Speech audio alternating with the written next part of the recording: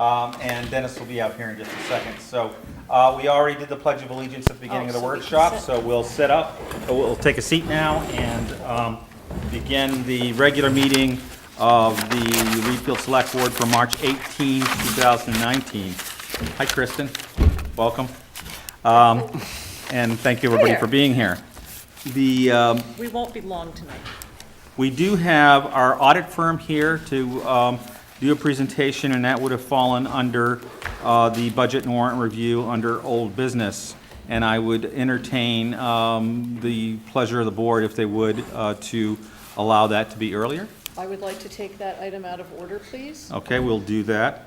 The only couple of things I want to add to the agenda, and they will be very brief, is I do want to just look at our April meeting and May meeting schedule.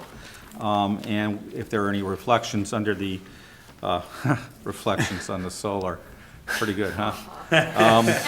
We'll add that as a part of the conversation under the budget and warrant review. So with that, we'll go ahead with the audit presentation. Sir, Mr. Roy, right? Yes. And you can go to the microphone right afterwards. Thank you. You may reach across, that's fine. Thank you, sir. Oh, and I like the way you're doing this. This means we obviously won't be reading it all while you're here to ask questions. Brilliant. Thanks.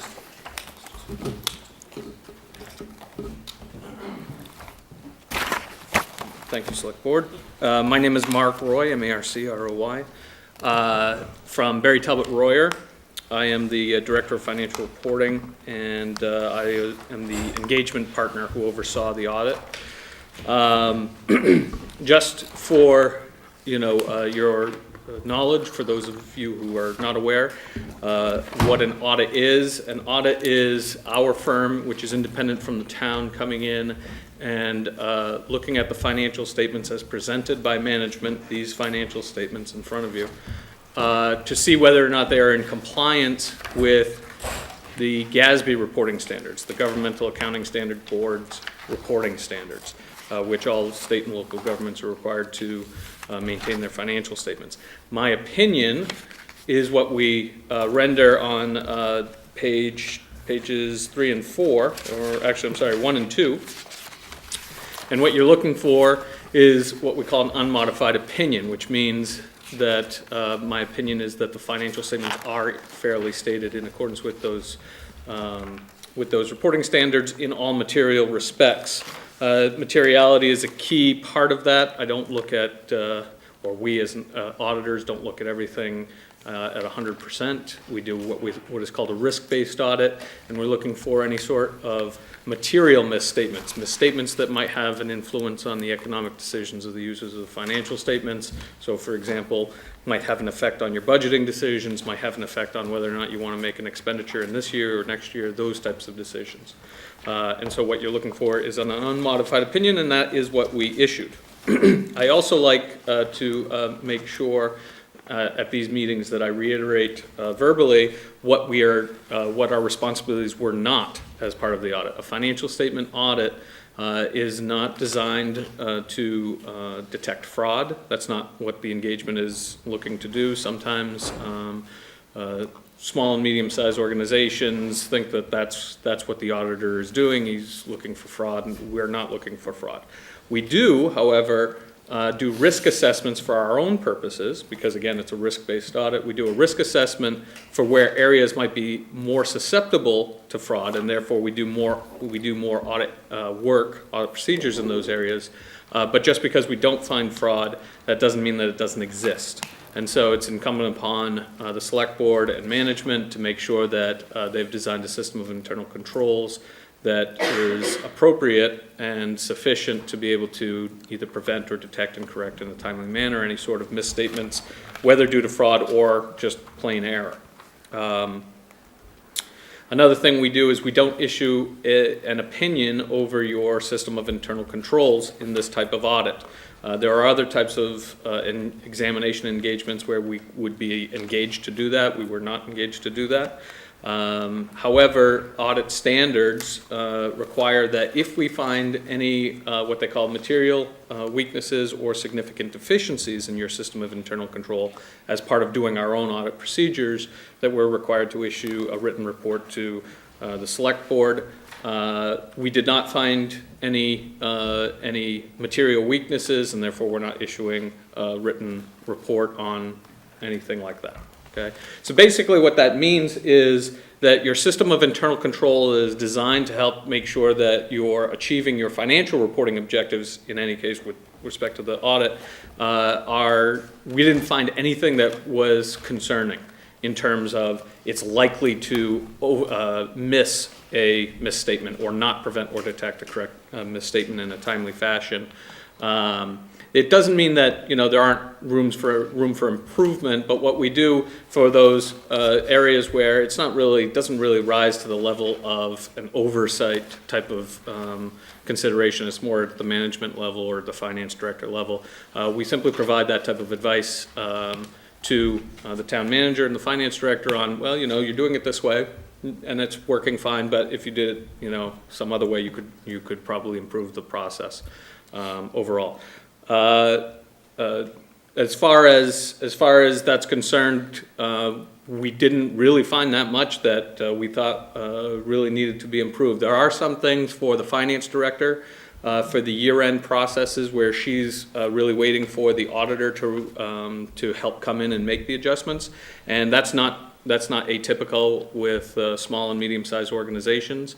However, our firm, what we do is we try to work with clients over the years that we're engaged with them so that the finance director really understands how to close the books and how to prepare the financial statements themselves, because that really is their responsibility, and relying less on us to do it. The benefit to the select board is that at any time, once your finance director really becomes more and more technically proficient, then you have, at any time throughout the year, you can call on her to produce financial statements, and you can generally rely on them to help you make financial management decisions. So that's the goal that we do with all of our clients, and we find that it has worked fairly well with most of them. You know, the clients, especially the town's finance director, they're very open to suggestions and learning how to do their job more properly in accordance with these technical accounting standards, which, you know, you wouldn't expect a non-CPA to really, you know, learn and read unless they've got some assistance. So I do want to thank the town's finance director. She was very good at providing us with information. Overall, the state of the books is fairly good for compared to other clients that we have, which means that fewer than normal adjusting journal entries are required at the end of the year, and it means for you that you have more reliable books throughout the year. So that's my overall spiel in terms of the audit. Often select boards also want me to talk a little bit about the results of operations for the year. It's now, what, 7 months now since June 30th. So it's not as particularly relevant to you possibly, but I go through usually just the areas where you might, you know, as decision makers have the most interest. So in that case, starting on page 33 and continuing 34, 35, and 36 is your budget to actual. So this is one of the primary areas where the select board is generally concerned. The first page, page 33, is your budget to actual with respect to your revenues. How much did you estimate in revenues, and then what were the actual results, and then the final column off to the right shows you your variance. And you can see for the town had budgeted or estimated to pull in 5.6, almost $5.7 million, and actual results were that you generated $5.8 million. So there was about $150,000 positive variance, meaning you brought in more than you had expected, which is good. Most of it was in the excise taxes, you had about $82,000 extra in excise taxes. And you also had about $22,000 more in transfer station than you had anticipated. And then you also had a $55,000 proceeds from foreclosed properties, which also added to that. So those three areas were what really drove the additional amount than what you were expecting. May I ask a question? Sure. Okay. And I don't expect you necessarily to know this answer, Yep. but maybe Eric can answer. So we came in at about $25,000 under on property taxes. Is that because of things that the assessing board may have done? No, actually, that's a GASB adjustment. So Okay. GASB, the reporting Right. standards, requires that any taxes that are not collected within 60 days after year end are considered unavailable and therefore reduce your revenue. So the normal way that you would record it is you record, your full tax revenue of $4.5 million when you commit the taxes, and then Right. that bumps up your receivables. And then as people pay it down, whatever, it just reduces your receivables. Well, at the end of the year, you have a certain receivables balance, and the amount that isn't collected within, July and August in the Right. town's case is considered unavailable, and so that gets moved over as if it were, it's kind of like a liability. It's called deferred inflows of resources, and it reduces your revenue. So that's why it looks like you came in under estimates for taxes, but in reality, you committed what you committed.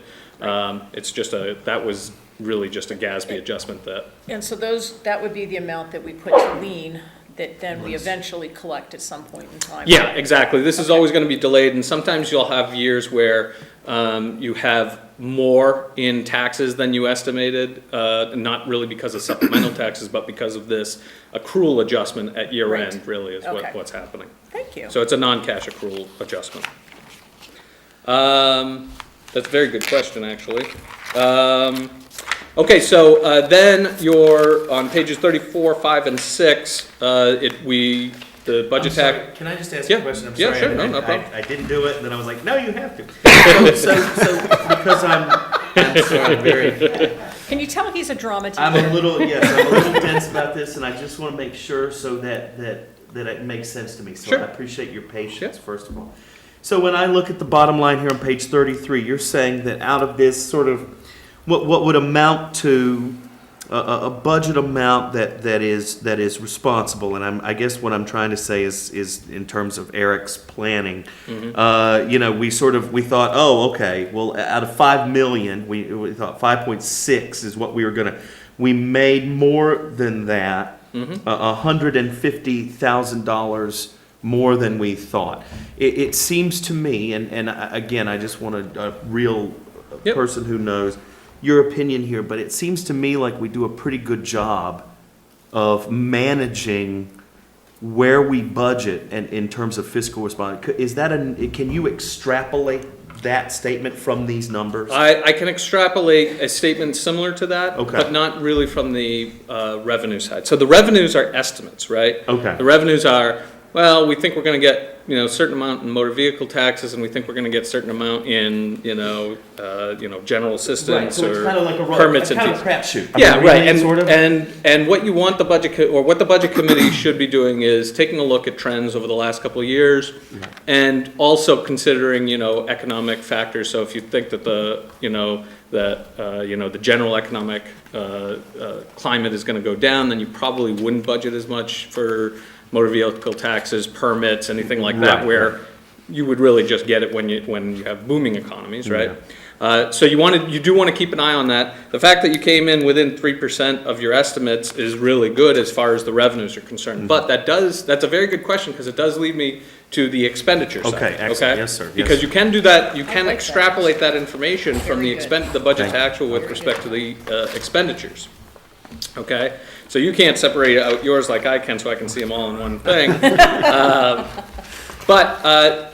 The pages 34, 35, and 36 just separated out by department so that you can see how each department was either over or under budget. What really shouldn't happen is you shouldn't appropriate more than, you shouldn't expend more than was appropriated on a department-wide basis or on a budget line basis, however the annual town meeting minutes are approved. So if they're approved at a department level, then at the department level, there shouldn't be an over expenditure. If they were, approved, which is rare, at the very line item level, then those shouldn't be over expenditure, but you really don't want to do that because most likely within a department, you're going to have some lines that are over budget and some lines that are under budget. So, from a oversight perspective, you want to take a look at any areas that are over expended, which would have a negative amount in the variance line. And of the department totals, the only one that had a negative variance was in solid waste on page 35. It was $23,000 beyond the appropriated budget, which means that either you have to have in the articles, the town meeting articles, the authority for the selectmen to cover budget deficits with other surpluses, or you simply ratify it at the next annual town meeting. You have an article that says, we're going to ratify the fact that we were over appropriated. Because ultimately, the townspeople are saying, we only want you to spend so much, right? In total, however, which is really where you can see whether or not you're budgeting well, is on page 36. If you look at the very bottom lines, total expenditures and net change in fund balance. So the town had budgeted a total of $6 million in expenditures, right? And when you compare that to the estimated revenues, which was 5.7 million almost, what that meant was that the town was budgeting to use $402,000 of its accumulated surplus, either from committed fund balances, right, your reserve funds, or just from eating up part of your unassigned fund balance. Okay, so that was the plan of the town, to reduce its fund balance size. What happened in reality was that even though you budgeted $6 million in expenditures, you only had $5.6 million in expenditures, which means you came in under expenditures overall by just under 500,000. And when you combine that with the 140,000 or 150,000 extra in revenues, in total, that net change in fund balance, that variance in that underlined part, that $613,000 variance, that's the difference from what you had planned for your fund balance and what actually happened. Meaning you had planned to use $400,000 worth of fund balance, and you actually added $200,000 of fund balance. Now, that's neither good nor bad. It's just really a question of, is the town achieving what it wants to achieve with respect to its fund balance? So some towns want to either reduce fund balance to a certain level, right? You don't want to reduce it down to zero, that would be risky. But you want to reduce it down to a certain level, or sometimes maybe you wanted to build it up because you were setting aside items for certain reserves, right? Which is what the town does a lot here. But in general, you want to make sure that your expenditure budget kind of isn't so far under budget where you're like, well, geez, we really over budgeted our expenditures. And the reason why you don't want to do that is because then what it means is you're raising more than you necessarily have to, right? So coming in under budget is great. Coming in far under budget, you want to try to avoid that. And you want to try to avoid that by taking a look at your budget committee should be taking a look at prior years and saying, okay, well, how much have we actually used in this department over the last couple of years? Okay. You do want to budget a little conservatively, right? Because again, if the townspeople only appropriate a certain amount and you end up going over, then you have to go back to the townspeople reappropriate. So it causes a bit of a hassle. So you do want to be a bit conservative just because it's more practical that way. Yeah. But you don't want to be so far off from your estimate, right? But overall, as far as the financial position is concerned of the town, the financial position of the town is very good, right? I mean, you have, well, let's see, we can turn to page. I want to come back to that when you're done. Yeah, we can turn to page 14. You can see you have $2.5 million in general fund assets, which are just your current assets, right? Your cash and your receivables, and you only have $71,000 in payables and liabilities that really aren't much compared to your assets. So you have $2.2 million in total fund balance, of which 894,000 or almost 900,000 has been set aside for committed funds, for committed purposes. Which 1.3 million compared to a $5.7 million budget, it's up there. It's about 20%, which is all right. You don't want to get it so high that you're sitting on cash for no reason, but you don't also want to get it so low that you don't have enough in case of emergencies or just for general flexibility. So that brings up another question. Yep. We'll go to that one first. So we had planned to use unassigned fund balances last year. Yeah, But then our revenue was higher, right. other expenses were lower, so we actually didn't end up using it. No, you actually added to your fund balance for the year. So again, we, as a budgeting entity, would want to plan to use some of that because that was our plan before. That's right. You would actually, if you wanted to get to where you wanted to be at the end of 2018, first you would want to take a look at where you're at right now, as of Right. today, and where you might end up with 2019. But then for 2020's budgeting purposes, you would want to, most likely, if you're coming in under budget again for expenditures, all that does is it just accumulates, and you want to essentially use that by Right. reducing your tax levy, basically, is where that comes out. You say, we still want to provide the same level of services and goods and services that we have been providing, and we normally raise X amount in order to achieve that, but because we've had these accumulated surpluses over the last couple of years, we can cut that down. What you don't want to do generally is have these huge swings in your tax rate, right? You don't want to drop it down by, a dollar in your mill rate one year and then go back up $1.50 the next year. It's not very difficult to do that, right? To make it a nice smooth, but you do need to have good budgeting numbers, and you should have good up-to-date numbers when you're doing your budget. Meaning, when you're doing your budget committee is looking at the budget this year, they should be looking at current year's expenditures and projecting out for the end of the year to see where the fund balance might end up at the end of 2019, instead of waiting for, getting this information is kind of late for 2019's budget, obviously. And then even for 2020's budget, this isn't as relevant as where your fund balance will be at the end of 2019. Does that make sense? Yes. Okay. And that's good, and I think we're following all of that advice that you just gave in our current process. So you gave an opinion on the on the revenue, and you said that was pretty good. Yep. The amount we were off was pretty good, Yeah. about 3%.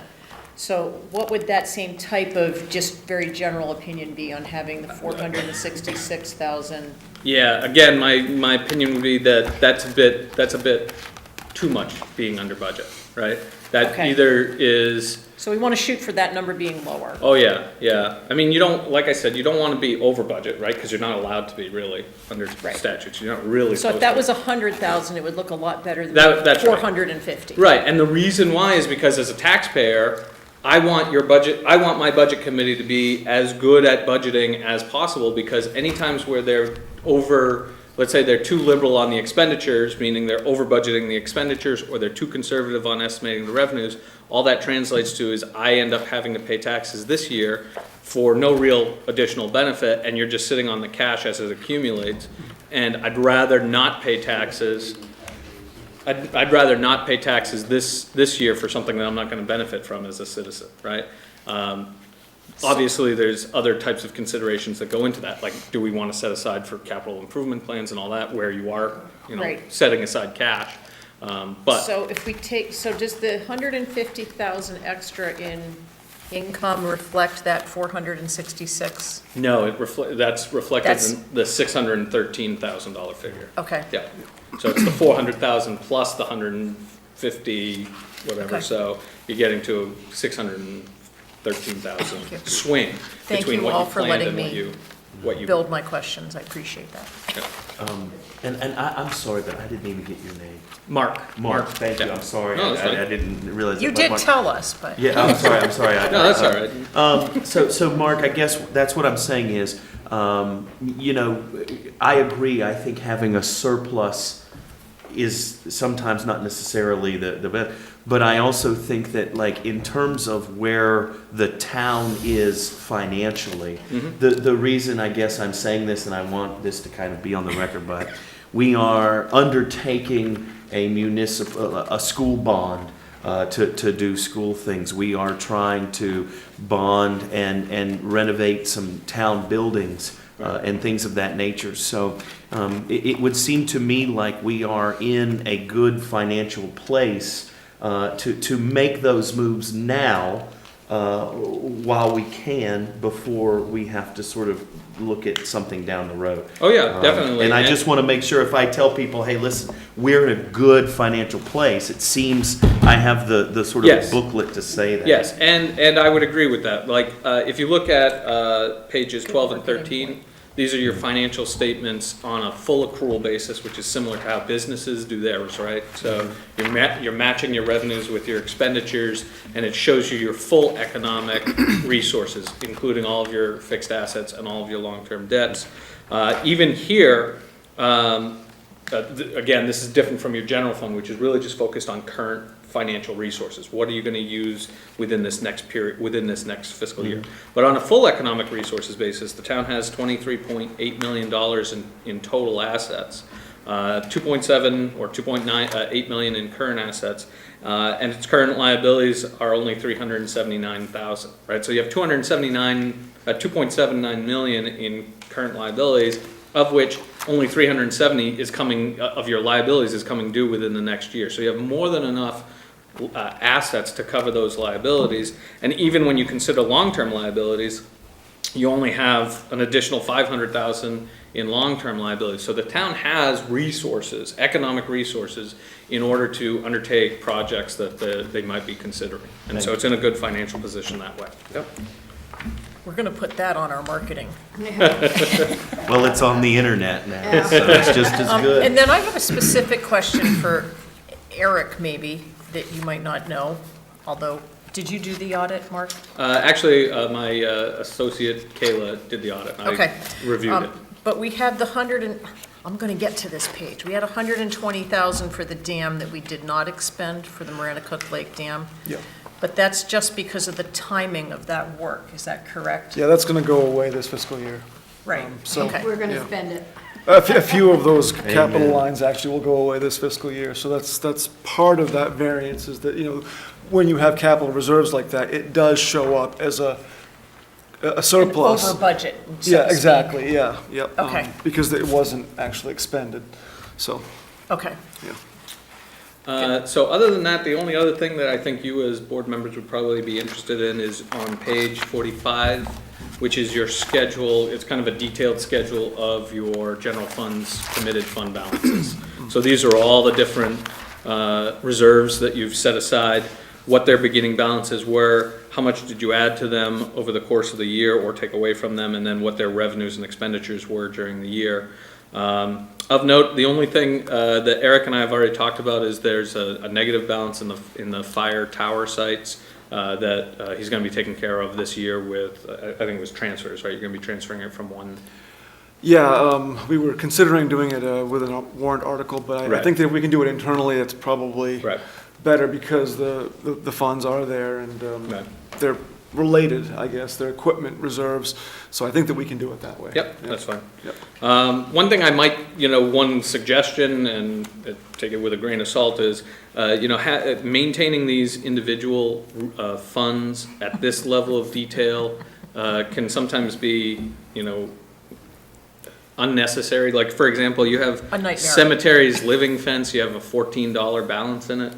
I mean, really, at what point are you gonna wait till it's $25 and then go buy a fence? So, a lot of towns, what they do is they have categories of reserve funds. So they'll say, okay, well, we wanna set aside for a vehicles reserve or a buildings reserve, and then you just put in a whole bunch in there and then you might have, a capital asset management plan where you're talking about specific items, but maintaining individual fund amounts, like cemeteries fence $14, well, at some point you can just say, well, that's for other cemetery activities, right? That's for other cemetery types of reserves. So you might want to consider, again, take it with a grain of salt, you know, either reducing them into categories so that it gives you a little bit more flexibility on where you can spend that money, right? You're still spending it on what the townspeople want, we're setting it aside for vehicles, but instead of saying, well, we're setting aside for this truck and that, you know, that fire engine and that whatever, that's more of a management decision as opposed to asking the townspeople, hey, we have $300 left in this, can we go ahead and transfer it over to this other truck fund so that we can spend that money? That might be something that you want to consider. But it's not, Haven't you done We're, some of we're that? actively working on that now with the fire department. We want to consolidate those, was it 7? Yeah. You know, down to like 2 or 3 different accounts, so yeah. But there could still be sub-accounts under that internally. Yeah, and that's what you want to do. So it's a question of where what you're asking the townspeople to approve. So if you ask the townspeople to set aside $15,000 for a new truck, right, or a new public works truck, right, and then you only spend, let's say, you know, $13,000 on a new public works truck. Well, because you would ask them at a town meeting to approve specifically for that public works truck, you have to go back to them and say, okay, well, that remainder that we have left over, can we use it for something else? As opposed to asking them, we'd like to raise, you know, $50,000 for, you know, for vehicles reserve to be, you know, to be expended in the future at the select board's discretion in terms, you know, to buy vehicles, right, or to repair vehicles, that type of thing. That gives you a little bit more flexibility as opposed to having to constantly go back and forth with asking, you know, for permission. But again, that's also, you know, maybe the townspeople really want that level of control. You know, I don't know what townspeople are like here, so maybe they like that. I know some towns are like that. Some towns, they really do want that level of control. Other townspeople are like, well, whatever, I mean, whatever. A building is a building is a building, so yeah, you can have this money for buildings. Well, we went to a secret ballot town meeting instead of an on-the-floor public participation town meeting a number of years ago, and it's been very successful in getting more voters out and for them having an opinion. But we often see patterns of yes and no's because there were like 60 articles, 47? 40-something. 40-something articles, and for most people, that's pretty meaningless. Right. And that is striking me the same way as it is here. Right. When you have 30 different accounts, is it really that meaningful to the general public? Right. On the detail level, we have to keep all of those records for the details, which anyone could see, but to make it more accessible to the general public so it's more understandable. Yeah. I agree with your view, I know you didn't make a recommendation, but with your view that fewer categories would probably be Yeah. more meaningful. And you can always have that type of detail available and, you know, and transparent to the public. It's really just a question of, at this point now, townspeople are making management decisions, which is not really why they hired, you know, a town manager, right? I mean, you hired a town manager to make those day-to-day operational decisions. The select board is elected to kind of oversee the long-term strategy and make sure that the town is going where it wants to go long-term. You know, and then the townspeople should be more like, okay, are we satisfied with their overall performance as opposed to trying to, you know, all right, well, let's micromanage how they can spend every single dollar. That to me, at a town person level, I wouldn't do that. And on top of that, I probably wouldn't, even within my own town, I wouldn't have the knowledge of, well, what's going on? I don't know the day-to-day things. I don't know whether or not, you know, $150 is appropriate or $250 is appropriate. No. And then that makes for a bigger accounting machine, system, audit, everything, when you have so this many does, yes. categories. Yes, when Yes, you have yeah. so much detail. Yes. Okay. Yep. So I would ask the board if you have a final question to go ahead and ask it, and if, Mark, you have a final remark, please share it with us. We probably should wrap up this section of the meeting. All set. Again, I just want to say thank you for the town. Eric and his staff were very helpful and look forward Mark, to thank you working- for a very thorough report, a review, and responding to all our questions. Yes. Thank you. Yep. I'd like to tell you, this is the 9th one of these I've sat through, and this is the most informative. Good. I'm glad. It was the most clearly explained. Great job. Good. Great. And if you ever have any questions, even as select board members, and you need to contact me, feel free to contact me directly. Thank you. Thank you, Mark. And Great. timely. It was the most timely of the 9 years. Yeah, well, it's going to be better next year. You have to wait for the other company. We had to wait, yeah, so, Legacy systems, so to speak. but, We'll move on to the minutes of the Select Board meeting for March 4th, 2019. The minutes are in your packet. I'll make a motion to approve the meeting minutes of March 4th as presented. I second that. Okay, it's been moved and seconded to approve the minutes of March 4th, 2019. Is there any discussion? Seeing none, all in favor? Okay, the minutes are approved. Nice job, Christie. We'll move on to warrants 38 and 39, You betcha. and you're up. Hello, sir. So warrant 38 and 39 are basically some payroll portion of that, as well as some accounts payable. If you are looking at the register, you can see, and some of these, just so you know, 1,200 for David Ledoux. He is our assessor.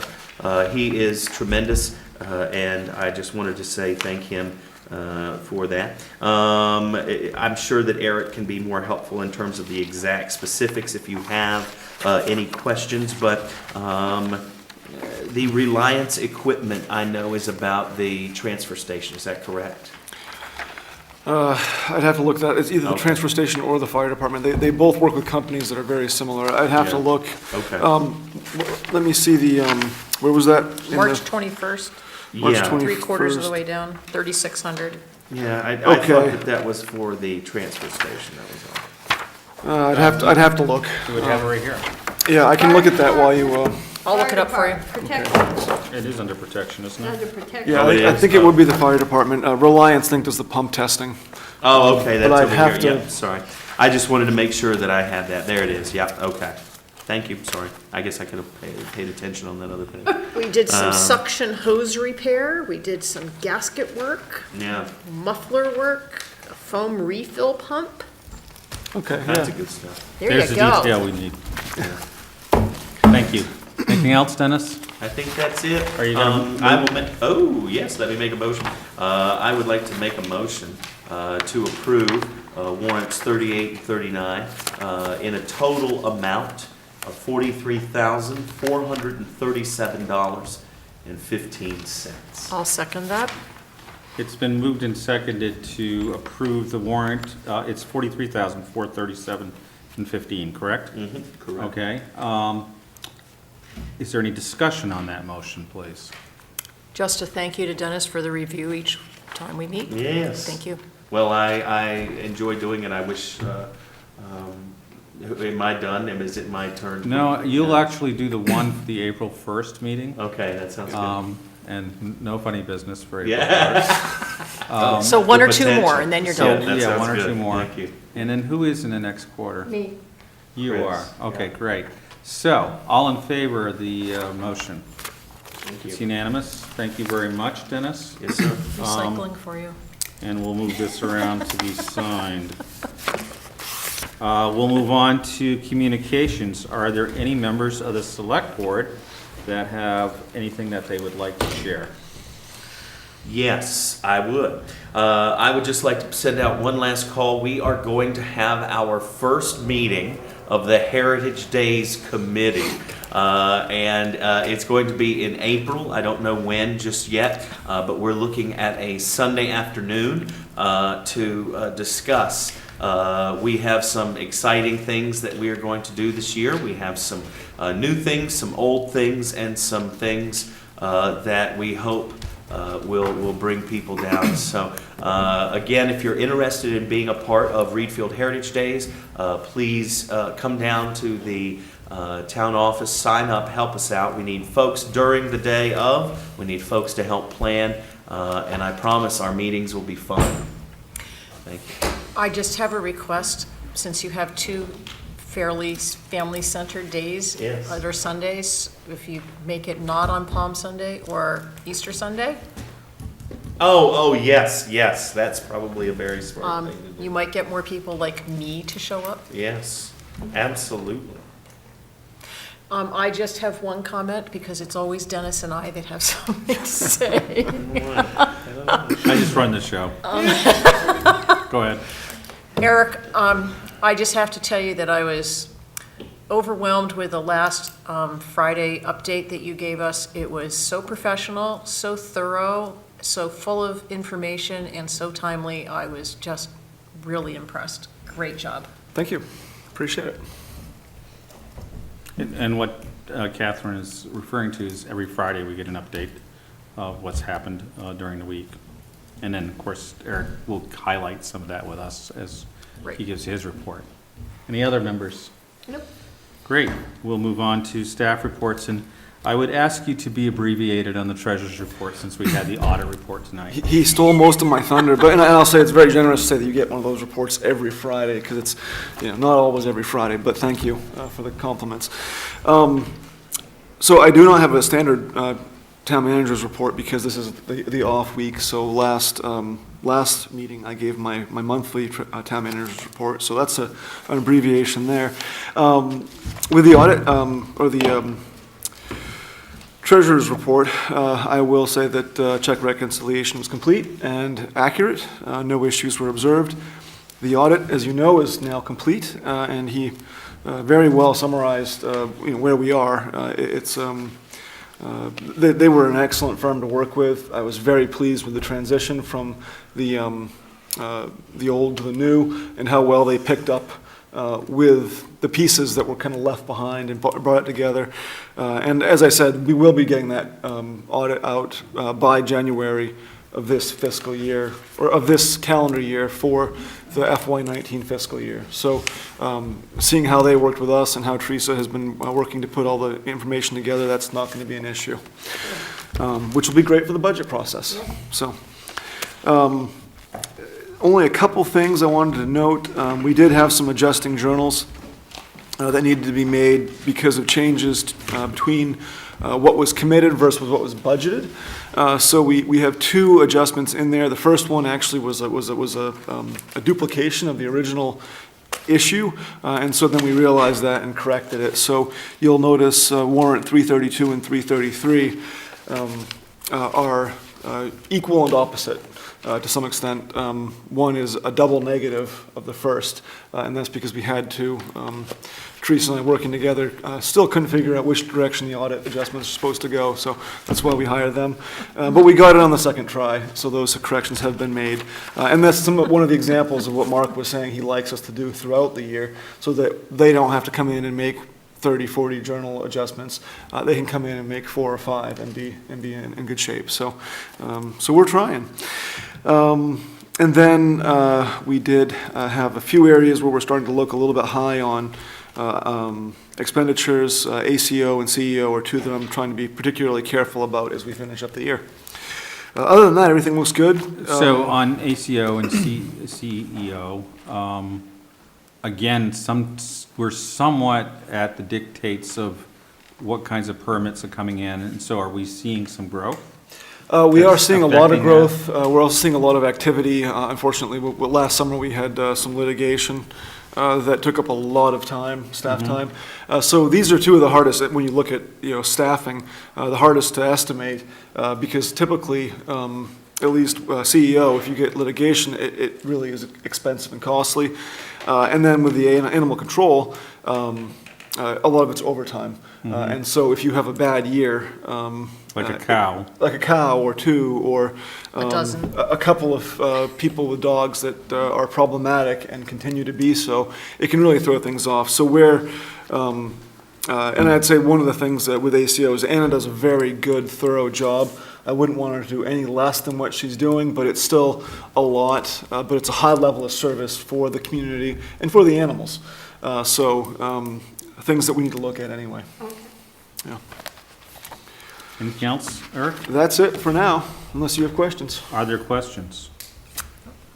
I want to thank the Trails Committee for their minutes of January 22nd, 2019, and the Library Board, their Library Board of Trustees, their minutes for February 13th, 2019. Are there any public comments? Sure. Please approach the microphone, let us know who you are, and If you'll just take a couple of minutes only, that would be preferred.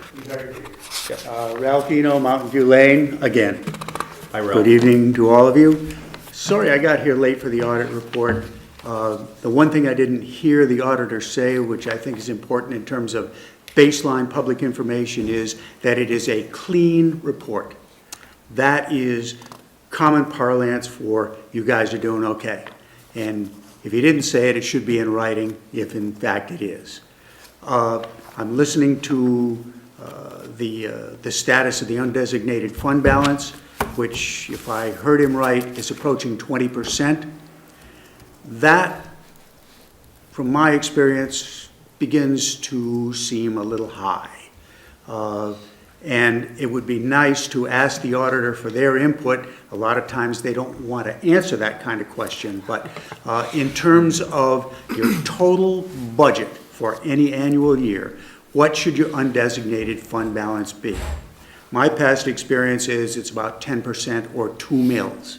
And I've always erred on the side of caution and take the higher number, because you want to have a minimum of 3 months operating capital and an undesignated fund balance, so you can function if Lord knows what happens. Hurricane, flood comes through, you got to have the money.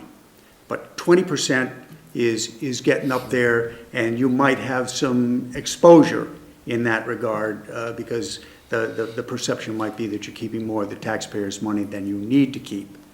The other question I would have asked the auditor is, when you reach that level, you can either use it, depending on what the board and the budget committee decide, you can use it to make significant reductions in taxes if the schools don't beat you up too badly. Or I'm wondering whether or not by statute here in this state, it might be permissible as a warrant item to transfer some of that to a capital non-recurring fund, so you don't have to ask for it out of taxes. And I think that, given the level of that fund and the things that you have on your plate coming up, if that's a legitimate thing to do, it might be something that you might want to make a decision on before the next budget vote, so that you could take a chunk of that, move it, and maybe pay cash for the library down the road instead of borrowing, if your capital reserve fund isn't sufficient to cover it right now. And with that, thank you all very much. And Thank you. Appreciate that input. Anyone else? The audit report is a public document, yes. Yes, and this is the final draft. We had a draft up until today. And so we'll So be, if Ralph, for instance, was interested in a copy, he could take one.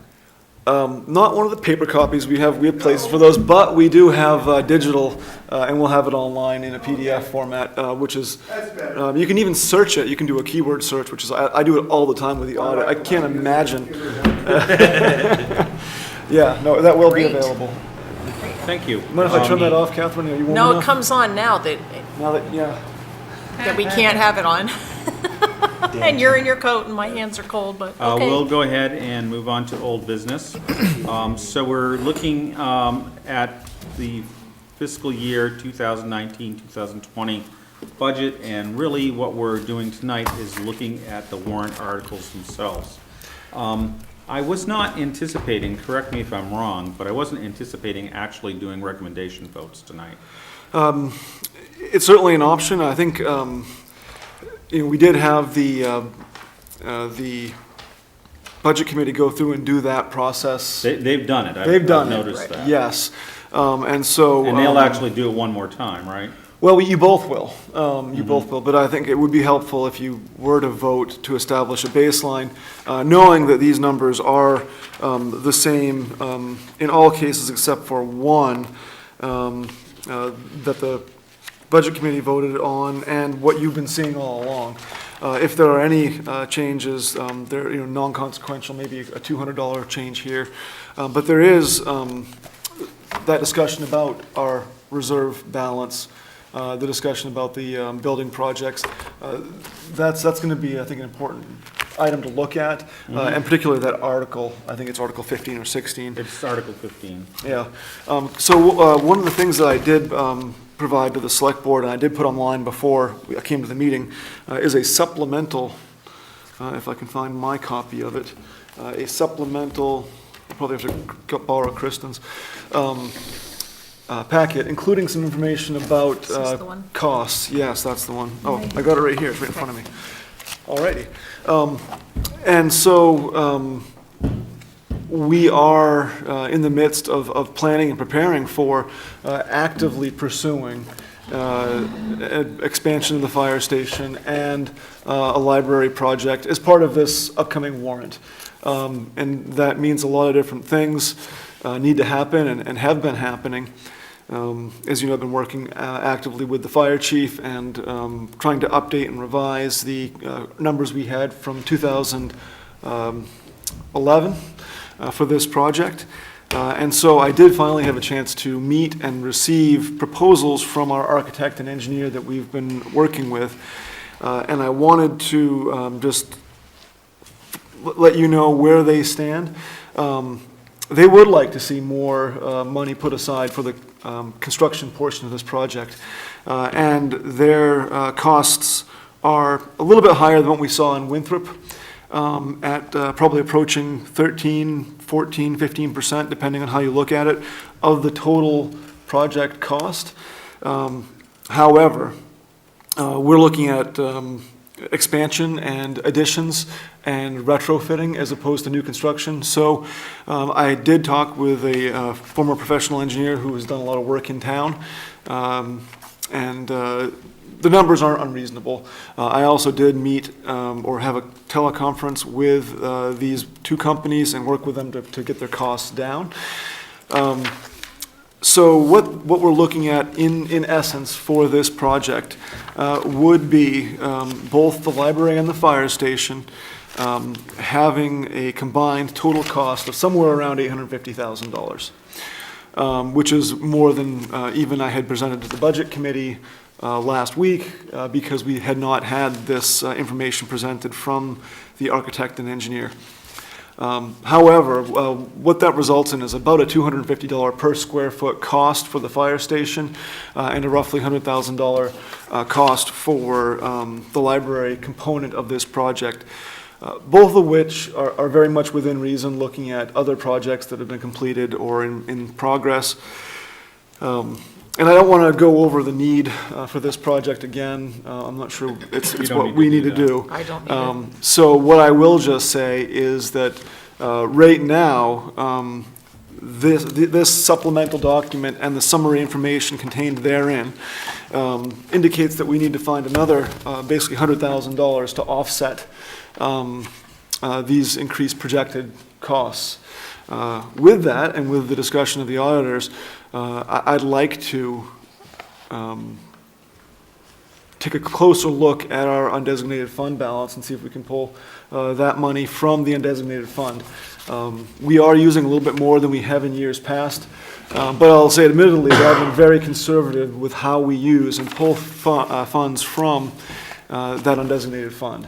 So I think it's possible that a majority, if not all of that money could come out of the undesignated fund without an adverse impact. The majority of what money? The additional, 100,000. the addition, that 100,000 So that we we're were talking about. talking about that being $100,000 basically to begin with.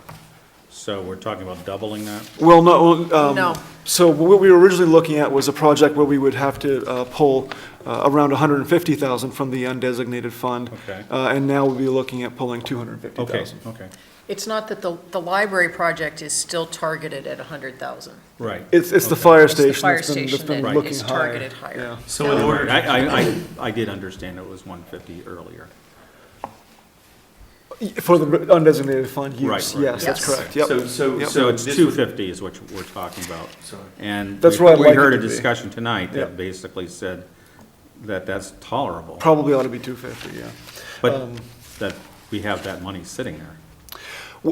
Yes and no. I mean, again, some of it, 120,000, for example, of that surplus is for the Maranacook Lake Dam. We also Right. have other capital road expenditures that didn't happen that year, but happened this fiscal year, that drew that down significantly. So there are a couple of capital projects that take a big chunk out of that, but we're still up a couple $100,000 more than really I anticipated.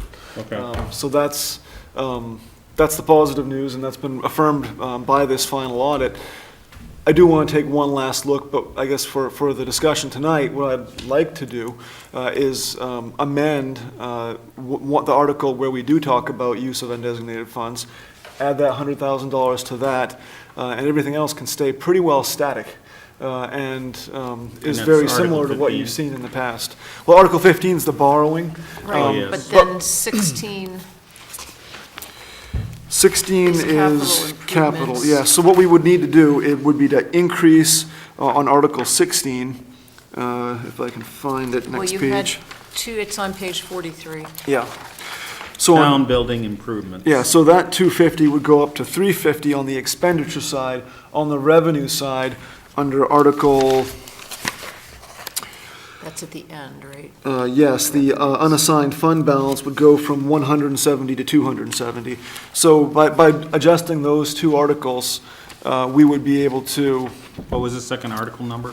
Article, 33? No, that's revenues. Article 36, for the unassigned fund balance So from Yes. 170 to 270. to 270. And we're balancing the revenues and expenditures. The mill rate calculation stays the same, and we're able to use those funds that have been collected from taxpayers to offset the cost of this really important library and fire station building project work.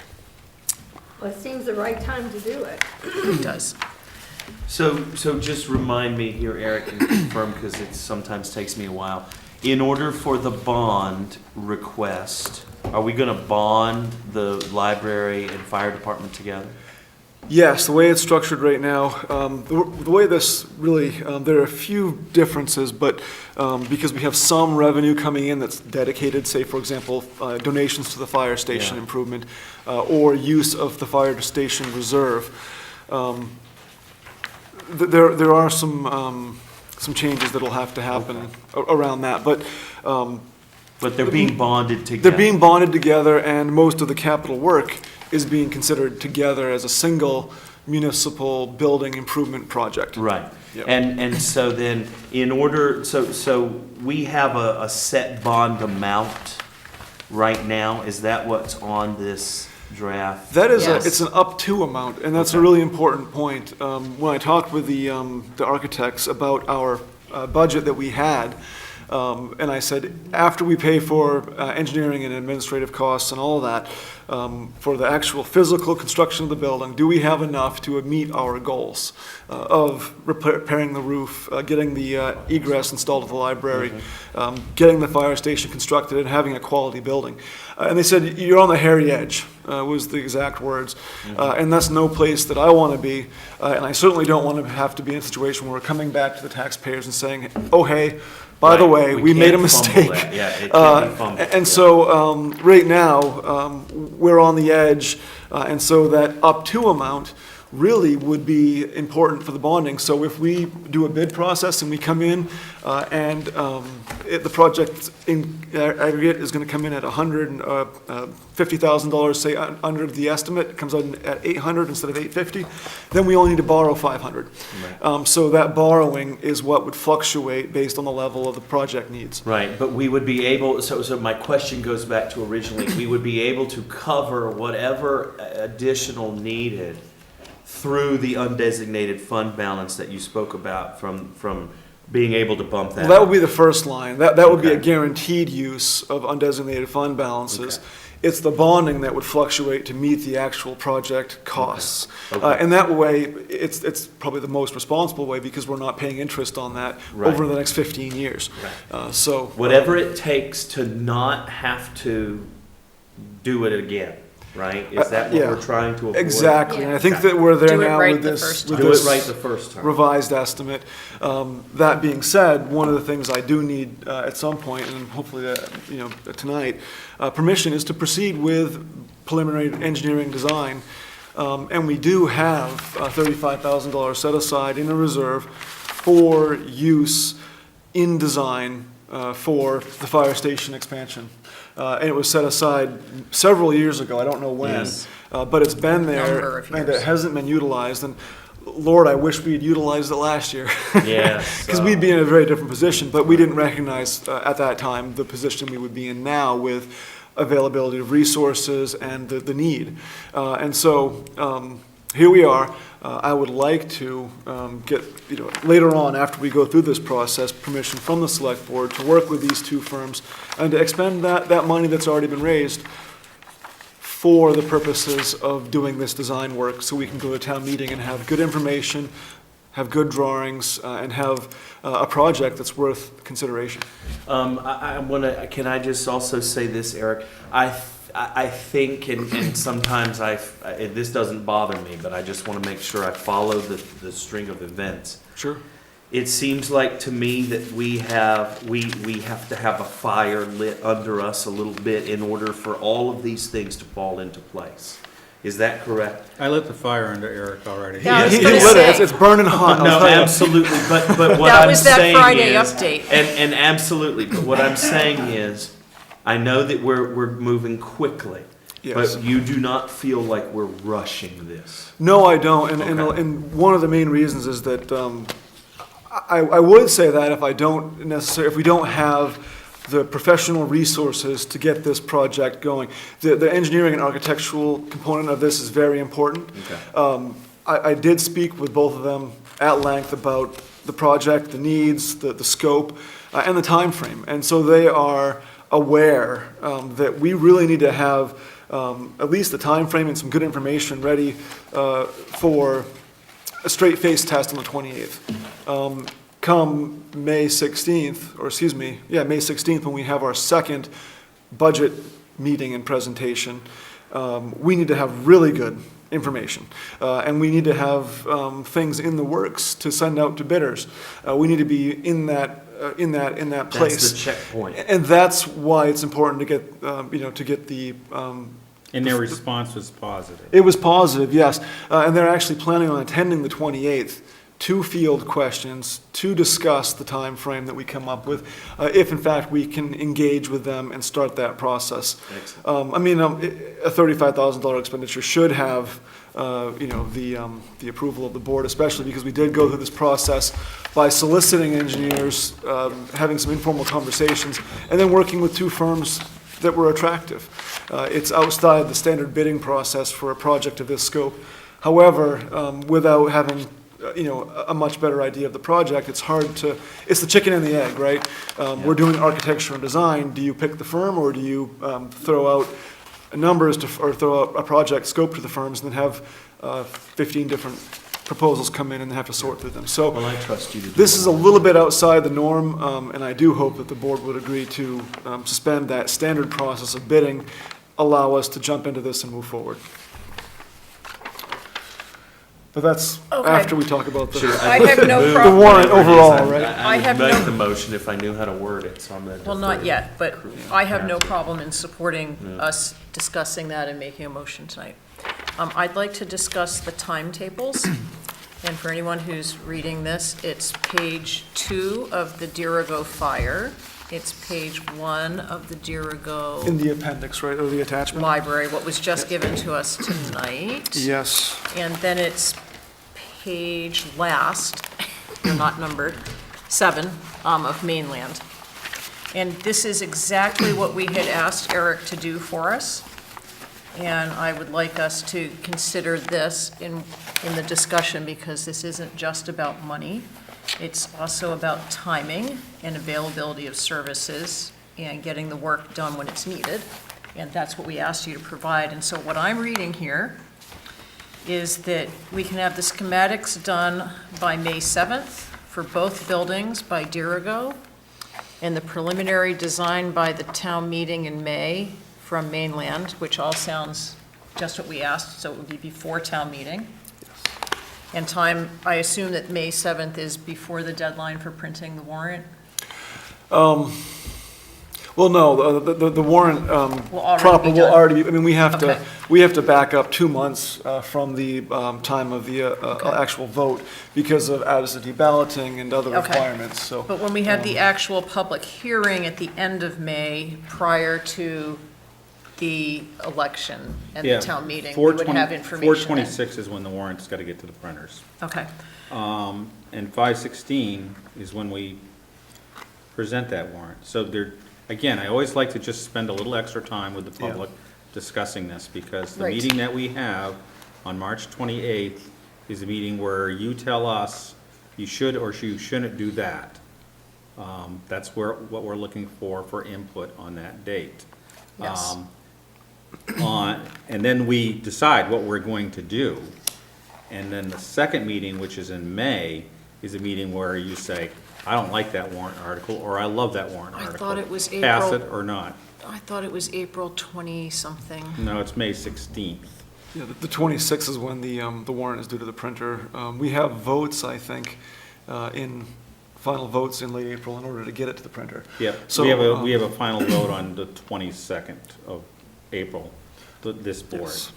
Okay, So, we also have select board meetings where people Yes. can also talk to us. absolutely. But that's the difference between those two hearings. The first one is on the development of the budget we're presenting. Right, The second one is on the budget's been presented, now tell us if you support it or not. And we are supporting it by putting it forward. okay. So those are both public. And those are the All of public this is sections. public. Yeah, but I mean, this is Sessions. when We're we expecting comment. Right, Okay. right. Those meetings are So by solely for those that purposes. second meeting, we'll have more concrete information, because we'll have had, according to these, if they are accepted, we would have information by May 7th. I would expect we would actually do a presentation. Yeah, a full presentation. The other opportunity is we will probably have a candidates night. And I've talked with Eric about maybe That's having a right, yeah. roundtable discussion with somebody from the library committee, Eric, myself, and the fire station, just on that warrant, or on that bond. Maybe on the same night, but not as part of. Yeah, it would be The like the candidate second nights. hour, Okay. or something like that. Hour. Okay, let's do 15 minutes on the candidates night. Before the end whatever. of tonight, can I have like 2 months worth of our next few meetings? Yes, Yes. that's mine. Okay, Thank so you, sir. back to what I started, and this is all wonderful, but I just want to follow through. So then we have design development drawings coming by June 14th for the fire station, by May 31st for the library.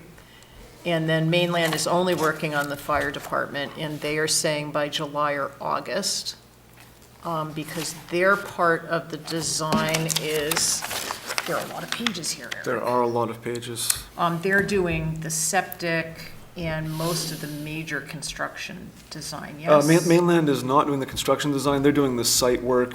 The site work, The okay. geotechnical testing and analysis, basically. And they're also doing a little bit more of the support for project coordination, things like Okay. that. I haven't had time to read it, so thank you for No, giving that's us okay, and that I information. apologize for the getting this in. It was just Friday that I ended Just got it. up getting the final drafts about 5:30 PM, so. Okay, and then Dirigo is saying that we could put the construction documents out for bidding July 19th for the fire station, by June 21st for the library, which would be, both of these are after town meeting, obviously. Yep. The permitting process by Mainland would be approximately 2 months, looking at bidding over the winter months for construction in 2020, a spring 2020. Yes, and that's, I think that there's a possibility we could do a split. We could have some construction happening in the fall, for example, the septic system and getting that done and out of the way, and earthwork prep could happen in the fall. I mean, it all depends on how things flow and whether or not we end up going with the Maine Municipal Bond Bank for borrowing. That's something else we have to consider. Their deadlines are tight. I'm not sure I'd want to go to the bond bank without having bid numbers in hand. Especially because once you borrow, you borrowed, and you can pay back, but I think the costs are still there. So it's always better to go to the bond bank with a number that's firm. And so the way this whole budget is scheduled right now is worst-case scenario, which would be spring construction. However, the flexibility that we get from utilizing the undesignated fund balance means that as of July 1, we have that cash available on hand to complete the library project, which would be much sooner and much more quickly achieved in this fiscal year, or not this fiscal, but this calendar year. And we still would have money and funds available to start some of those earthwork and septic projects for the fire station if we wanted to. So I really think that actually increasing that amount of use of the undesignated fund helps in a couple of ways. Well, I want to have time to read all of this, but from my cursory inspection, I certainly appreciate the level of detail that was put into all three of these reports.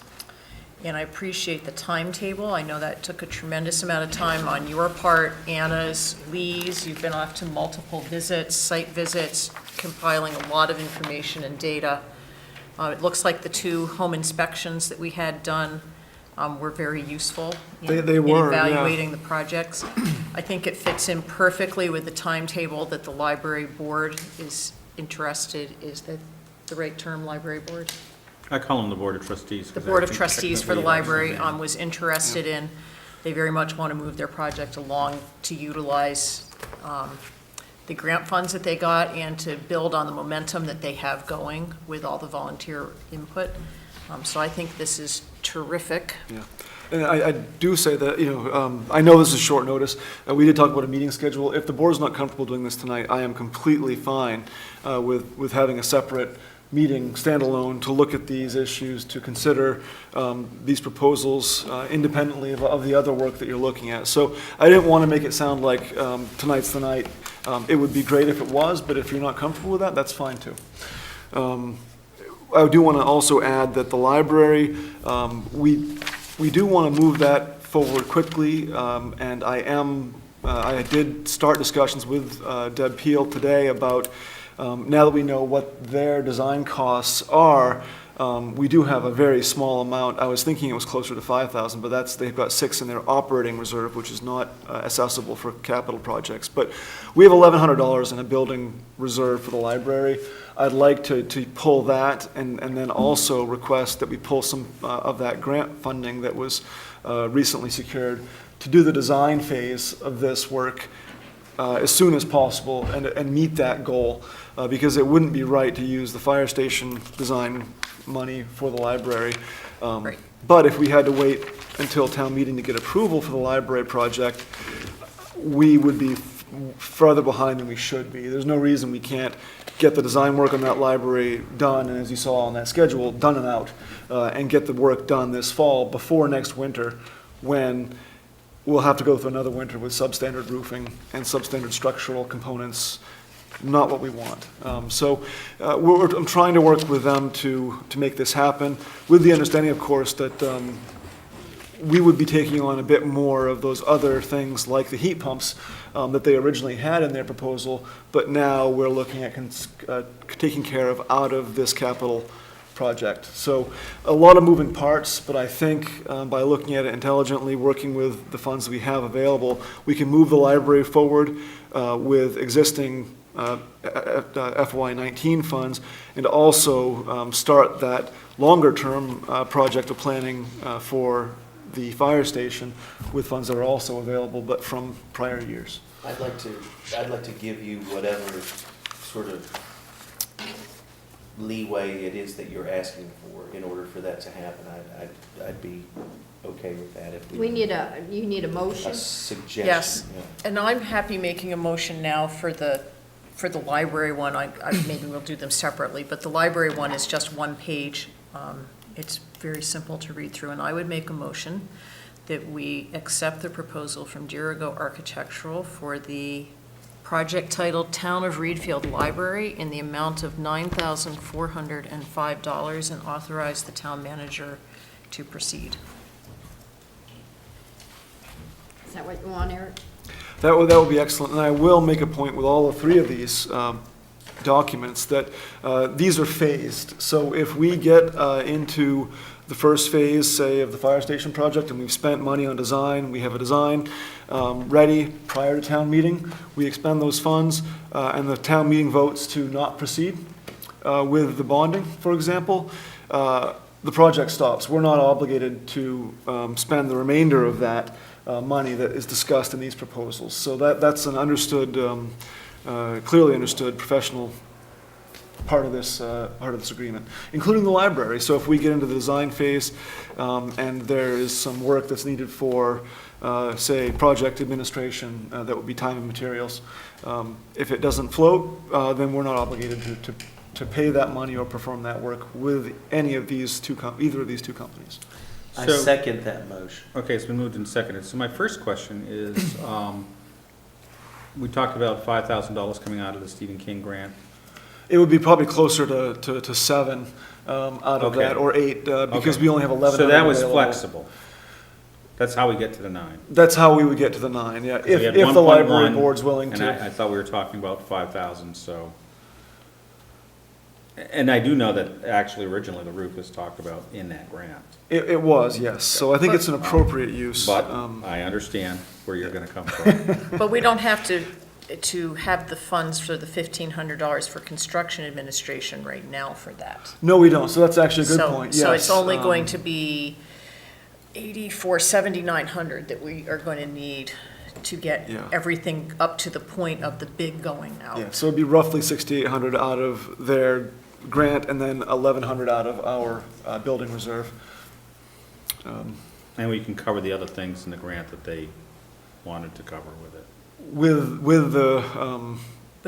With our town meeting, With our unassigned fund balance that with we're our putting unassigned fund forward. balance, yes, yep. Okay. Discussion. That we haven't had? Yeah, I think we've already discussed. Okay, all in favor? Please proceed with that. Catherine, are you going to proceed with the second motion?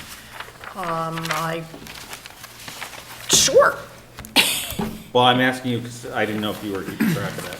Anybody else is more than welcome to. Oh, no, I just wasn't sure how we were feeling, but I don't mind making a motion. If no one wants to second it, that is fine with me also. I would make a motion that we accept the proposal, should we just do them separately? I would do them separately. The proposal from Dirigo, I'm going to get the name right, from Dirigo Architectural for the project titled Reedfield Fire Station Additions in the total amount of $63,500 for the phased project, and authorize the town manager to proceed. I second that. Okay, it's been moved and seconded. So how does this work with is there any question on our purchasing policy on this? Well, it would be outside of the policy, because it is a single source approach, Okay. which, as I said, I think is somewhat appropriate for architectural services and engineering services. And I but- agree. So I'm wondering if I should amend the motion to suspend the purchasing policy pursuant to the main motion.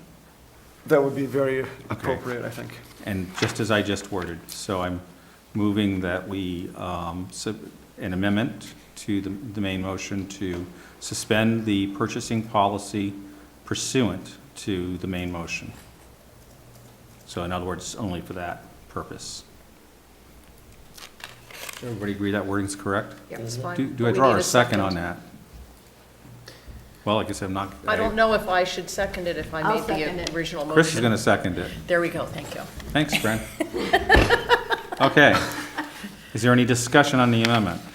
I think that was, So you're just making sure, you're just saying it's specifically for that? What I'm saying is that because we have a purchasing policy and we're doing a single source purchase here, we do need to suspend that purchasing policy for this This purpose. one thing. Okay. And And we're- that's okay, we don't right, mind and that. we're making it's a policy, so it's not something we Right. must Oh, follow. It's not an Gotcha. ordinance. It's one of our Gotcha. own rules, Thank you. so we can change it. Okay. And Bruce is not proposing that we change it. And He's it's just- proposing that we suspend So- it for this Right. one The item. Common sense. We could simply ignore it and still probably be okay, but we But shouldn't do I would that. We prefer should be to up do front. this. Yes. Okay, it so Yeah. all in favor of the amendment? Okay, so now you have a motion on the floor that has been amended. I don't think I need to reread the I motion. did second the original motion. amendment. It's already moved and seconded, and it has been amended. Is there any discussion on that motion? All in favor? Okay, so you have the authorization to proceed tonight. Move forward. Yeah, We have one more Yeah, one proposal, more to do. and it would be helpful, I think, to make a similar statement regarding the library project as well, that was also single source. okay. I'm going to move that we, for the library project, that we suspend the purchasing policy in regard to the single source bid approved early, not bid, but expenditure plan approved earlier this evening. Second? So that's been moved and seconded. Is there any discussion? I would prefer to go back and do this correctly, so thank you. Okay. No, it's good. Am I in the right place You for are you? absolutely Okay. in the right place. So all in favor? Thank you. Now we Let's need to see if I can extend- do this We need to correct. extend the meeting. So I'm going to move that we extend the meeting by 40 minutes and ask that we not use that 40 minutes. I'll second I that. just, we have the budget sitting in front of Everybody here us. just like, hey. We had a very ambitious No, it's good. 7:50 meeting tonight, which No, I man. think was ridiculous, That's fine. probably. Yeah. That's all right, And we we got had it. the audit presentation. So next, I want to go back to the annual town meeting warrant and. No. No, we We have didn't- one more to do. We didn't vote on the on your motion. It was only Yeah. seconded. We haven't voted. Oh, I thought we voted. We voted? We voted. On the second one No, no, about no. the Yeah. library Don't you- purchasing policy? Yeah. Yeah, we You did, voted. you voted on that, I believe. Yeah. Kristen? I know that we suspended it. We suspended it for the first one. Did we take a vote on the second one? Yeah, we We did. did not. Yeah. No. Let's reaffirm Yeah, the we vote did. that we already took. Okay, sorry. All in favor? Maybe we did, and I'm So I think we're crazy, just and that's merely okay. reaffirming, Thank you. but that's fine. The So, library, I- Yeah, I'd like to make a motion to accept the bid proposal from Mainland Development Consultants for the project of the Reed Field Fire Station Expansion Site Civil Engineering Design Services in the amount of, it's on the front page, $39,500, and that we suspend the purchasing policy for this one bid, and authorize the town manager to proceed. I second that. Did I get it all in there this time? You did. you did get it all in there. Yes. And is that what you were expecting? That's exactly what I was expecting, and I very much appreciate the ability to move forward with these firms and really begin this, I think, long overdue process of Right. And I would fixing move our forward buildings, so. judiciously with the knowledge that we still have the major part of approval in front of voters. So we Absolutely. don't want to be in an expenditure phase that's overly ambitious, if you will. We Yeah, want to no, move that- forward because of your timetable, but we don't want to Yes. spend In other money words, that's we not- want to get the initial drawings and things like that. Yeah, this will cover, most of the design phase. Actually, given the reserves we have, it probably won't even cover all of it, but we will be able to proceed now and get enough information to have a very good, thorough, solid proposal by, well before town meeting at that May 16th hearing. And along the way, be able to continue to provide updates and keep the public informed and educated and all that. And I So- think it's And we very, haven't voted on this yet. No, we've not Okay, voted on just And I wanna- think it's just very- making sure. Okay. I think it's very important that we have information, solid information, to present to the public so they can make a qualified decision. So we have the audit report that came in tonight. We know what the costs of borrowing are, and we will have good, firm documents that explain the need as well as the solutions and a cost to give to the voters so they can make a qualified decision. Yeah, we can't give them anything without spending some money to get that information. Exactly. And this is very reasonable. And for the public's information, the source of the money is, if you go to the second page of this document, the addendum that I provided for the meeting tonight, it says page 31 at the bottom, but this is from our draft audit. And it shows about a third of the way down, fire department expansion, we have $35,000 and That's change. $35,000. Yep, and you go down 2 or 3 lines, a little bit more than that, where is it? Library, building improvements, and you see a line for 1,100 and change. So those are the 2 sources of revenues we'll be using to move forward with these design phases until we have. And the grant that's, And the grant, yes, the grant would be under revenues, but that wouldn't be for this fiscal year. That would be current. So, yep, those are the 3 sources. Thank you, Bruce. is there any additional discussion? All in favor? I know you want to move on, but there's one last page on this, and I don't think we're making a decision tonight, but it's on the LED streetlights, and it looks like Anna spent some time going Yeah. over this, and I know we had gotten some information from you about a meeting she went to in Richmond. Yes. We And- actually have this under new business as I'll a just separate be item. quiet then, thank you. So we'll hold on that. All set. And I'm actually going to probably propose that we just table 19092. And I don't actually feel I need a motion on that. If that's okay with the board, we'll consider that tabled. Okay. Run it. Okay, so now let's go back to the town meeting warrant. And so, really, numbers have not changed at this point in terms of the presentation numbers that we've seen. So the next phase of the budget process was to develop and take the numbers that are under all the different line items and so forth and fit them into the warrant. The warrant's quite close to last year's in terms of numbers. It is, most of the items are in the exact same spot they were before. We always love that when Article 43 lines up with Article 43 from last year. Yeah. It's not always perfect, but we try to, It's not, we're going to throw that off eventually here, Yeah. but for right now, the way this is set up, they do line up very well. And as I said, we didn't have anything really substantive. The one change that you would want to be aware of that was a request of the select board that was processed through the budget committee was the designated use of the 23,500 estimated increase in state revenue sharing to offset taxes.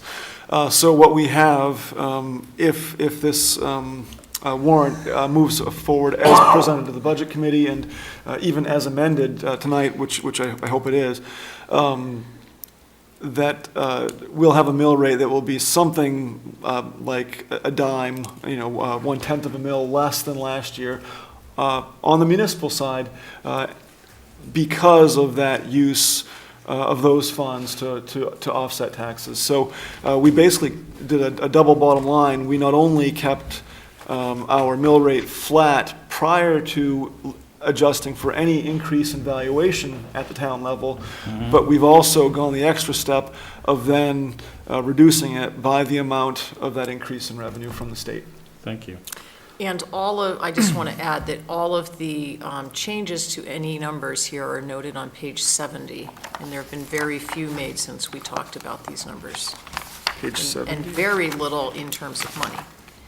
That's where you gave us a list, Okay. you have a running list from all year of changes The made to the budget. revision sheet. Oh, the revision sheet in the, Right. summary documents, yes, that's right. So Yep. any number that is changed is clearly noted. Yep. Okay, do you want to go through and approve it?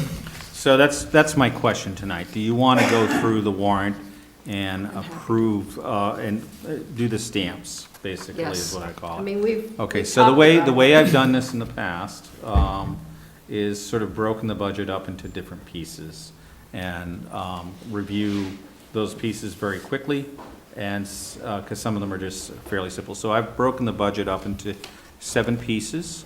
Great. And I'll just start by saying that Article 1 through 6 are articles that are, don't have, well, there are numbers behind them in a way, but No spending. we don't need to stamp those. So those are similar language to previous year. Is that correct, Derek? Yes. So 1 through 6. The one change is that the interest rate has been increased at the state level by 1%, Okay? which also increases the amount of interest that we would pay for not not prepayment of taxes as we do with our tax club, but overpayment. So any overpayment of taxes would be 1% higher than last year as well. So those Okay, are the two so- big changes. Fine. So we're all clear on that numbers, that section. So section 2 is really Articles 7 through 14 and 16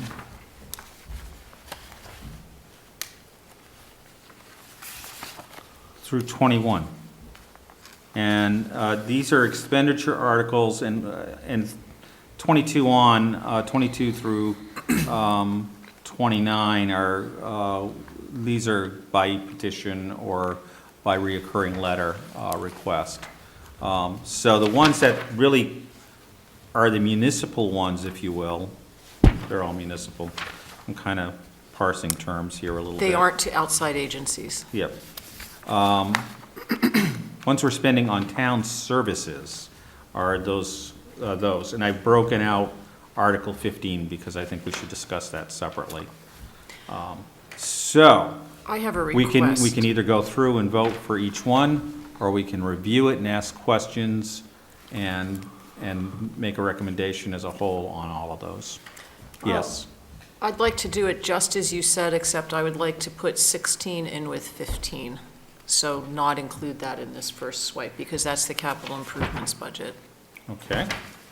And I just have discussion, I have no discussion on anything else, so maybe that would Yeah, speed that things would up. be my point. I have no discussion on these things that haven't changed from all the discussions before. And I've actually, I mean, I read all of these, and I don't have any I did too. questions on Articles 7 through 14, Great.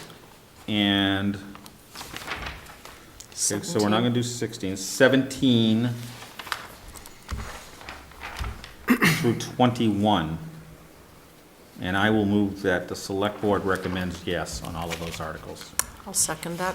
So it's been moved and seconded to recommend yes on Articles 7 through 14 and Articles 17 through 21. Two seconds? Second. Okay, it's been moved and seconded. Is there any discussion? So I have some discussion. Well, since none of us did, it's your turn. Tell me, Eric, 21, Article 21, the appropriation of $10,000 for local tax relief, what does that mean? Is that out of the $50,000 we set aside? That would be, yes. So that would be just a more realistic look at what we would expect to pay out any given year, Okay. as opposed to appropriating the full amount. Okay. It's offset by equal revenue from that account as well. Okay. So this goes back to the $50,000 that we gained from an unanticipated sale a couple of years ago, and we wanted to set that aside for local tax relief, and there's an ordinance that governs that.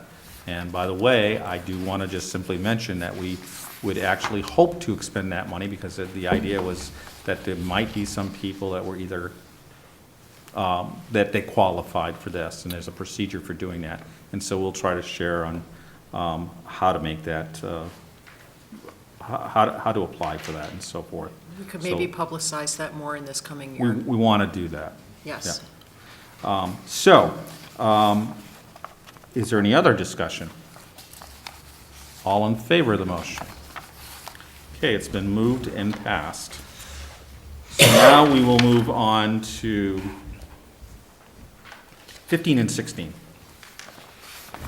So 15 and 16, I'm going to go ahead and again move that we recommend yes on 15 and 16, and we'll get into discussion afterwards. I'll second that. So it's been moved and seconded to add a yes recommendation from the Select Board for 15 and 16. We are open for discussion. Chris, you had discussion? You want to go first? No, go ahead. Based on the report that we got and the motions that we made to approve, the library building is not going to come in over 50,000? 100,000 is what they're looking at. Yes. That includes the soft costs, all the preliminary engineering and architectural fees, as well as the actual project. Now, we know that won't be exact. That's certainly going to be covered in the money pulled out of the carry forward accounts. Is that correct, Eric?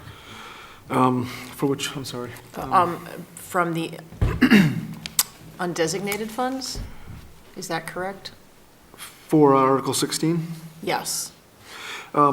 Yeah, so for the town building improvements, that would be the remainder of the, and I did make an adjustment to that, the remainder of that,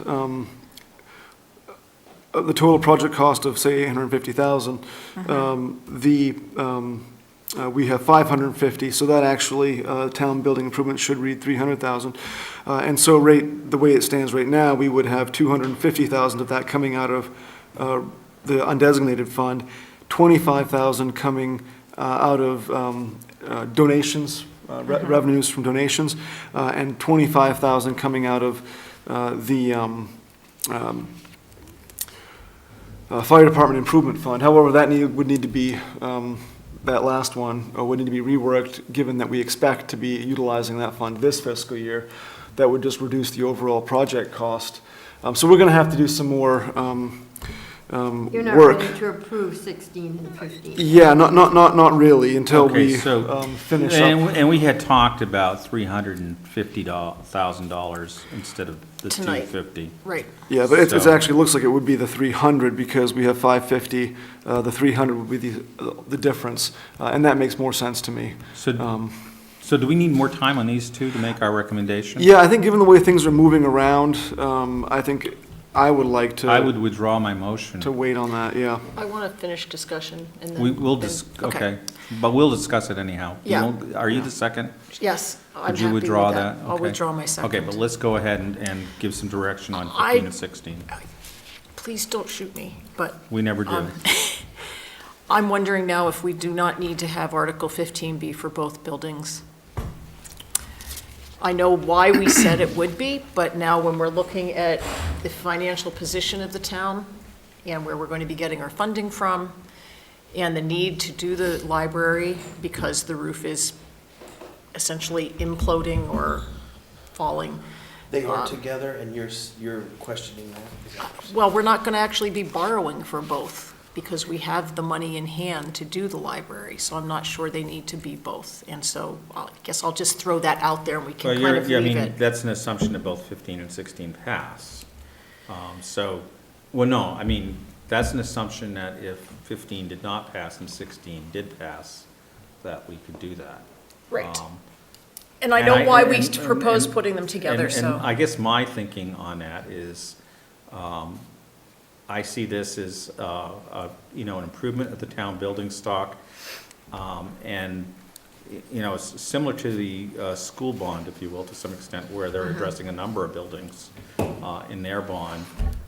We, in the future, may do something with this facility that also involves something to be done over at the transfer station. That's a building. So I think we're taking care of our building stock. And so Okay. that's the way I look at that. Also- Now, if I could just finish up, if 15 did not pass and 16 did, then we could make a decision. Yes. And so that decision might be that we still are committed to having the library done, and we will go ahead and we will do that part of that, and then we'll reserve what's left to present to the public in whatever direction we're hearing from the public, a more palatable way or whatever on the fire station. I would like to see us improve our building stock I across the like board. the way you've explained that. That is very clear to me, that because we're wording it in a more general way, we have the ability to make, wow, that just got loud, Bill. We have the ability to adjust that. So, thank you. So, for example, if 16 did pass, we might be able to do some of the systems work in the fire station that we feel is still appropriate The to do. leach field and say that side bay could be an Exactly. example, in Exactly. addition to the library project being completed. Right. So I think Now, that does that, work. all that said, my argument is that both buildings deserve the attention They need- of the town. Right. And we ought to pass both of them. So, Okay. I would also just reinforce, if it matters, that I think when you do them together, you are sort of saying, this is a commitment to town offerings, and not Right. fire or library, or making that choice. Just in general for me, and I think you're absolutely right, Bruce. It is improving the town building stock, and I think that's the overall reaching goal. so we'll hold on recommendations. Chris, you wanted to say something. It just is that we made the decision to take the money that wasn't expended and do the library. We could have taken that money and done the fire hall. So Exactly. we need to put a bond through for both of them. Yeah. Right. Here, here, Good point. here, here. So. So now we're up to 22? Okay. Sorry, yeah. So we're gonna hold on recommendations in this to refine these two articles, but we wanna do that the next meeting. And the budget committee will meet again before we meet again? At this point, yes. Okay. Sorry, guys. Yep. Articles 22 through 29 carry recommendations. And by the way, all of these that we have voted on so far have been recommended by the Budget Committee. So in some ways, we're reaffirming some of the work that they did. These all also carry that, yes. And so these are to entities that have requested or continue to request. Originally, they do it in person, right, Eric? Yes. And then by letter in subsequent years is the way the policy works. Yes, and they have to, in the first year, they have to actually get a petition and get a certain number of signatures in order to show up on the warrant. So it's an involved process. Right, and so, and the public probably sees these on, they certainly see them on the ballot, but these are like the $1,000 for Kennebec Behavioral Health or Family Violence Agency, all things that we think are services that reach into the town and are, and many other towns also in the Kennebec region, Kennebec County region, also contribute to greatly, actually. So, I'm gonna move that we imprint Articles 22 through 29 with a recommendation of yes from the select board. I second that. Okay, it's been moved and seconded for 22 through 29 to carry a yes. Any discussion? No. Okay, all in favor?